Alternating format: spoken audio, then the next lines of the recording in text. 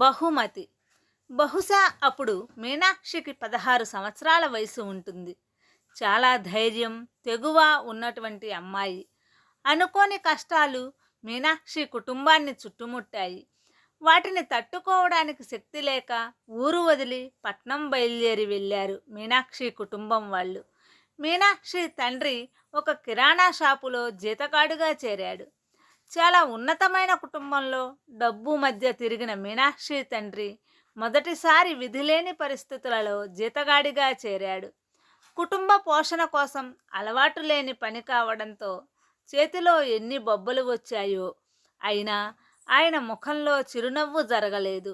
వస్తూ వస్తూ తినటానికి కిరాణా సామాను తీసుకొని వచ్చాడు. తల్లి పద్మావతి ఎంతో సుగుణాల రాశి.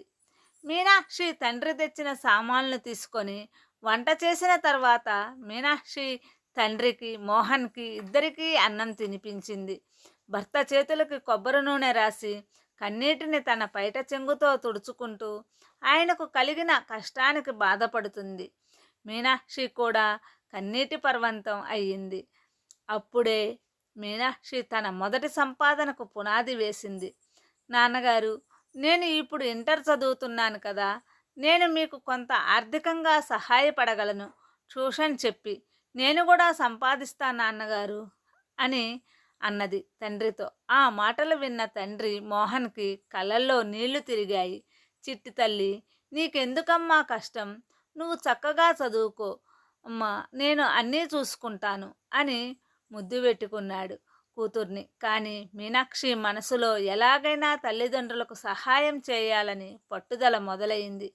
అనుకున్నట్టుగానే ట్యూషన్ చెప్పడం ప్రారంభించింది. మొదట ఒక్క స్టూడెంట్తో ప్రారంభమైన ట్యూషన్ నెమ్మదిగా విద్యార్థుల సంఖ్య పెరుగుతూ నెలాఖరికి వచ్చేసరికి 20 మంది పిల్లలు జమ అయ్యారు.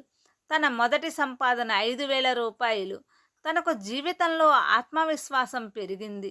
తన మొదటి సంపాదనతో తల్లికి తండ్రికి బట్టలు తీసుకొని వచ్చింది. మిగిలిన ధనం తండ్రి చేతికి ఇచ్చి ఆనందంగా ఆశీర్వాదం తీసుకుంది. ఇంత చిన్న వయసులో ఎదిగిన మనసు కలిగిన కూతుర్ని చూసి తల్లి తండ్రి ఇద్దరూ ఎంతో మురిసిపోయారు. అతని బాధ్యతలు స్వీకరించడమే కాకుండా కాలేజీలో కూడా ఫస్ట్ వచ్చింది. చుట్టుపక్కల ఉన్న విద్యార్థులంతా మీనాక్షి దగ్గరికి చేరి తమకున్న సందేహాలను నివృత్తి చేసుకుంటూ చదువులో చక్కని మార్కులతో ముందుకు సాగిపోతున్నారు.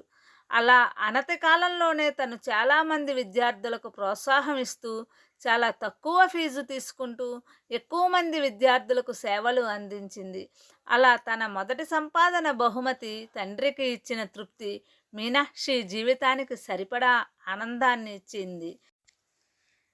మా ఛానల్లో వచ్చే ఈ డివోషనల్ మోటివేషనల్ స్టోరీలు నచ్చినట్లయితే సబ్స్క్రైబ్ చేసి లైక్ చేయండి.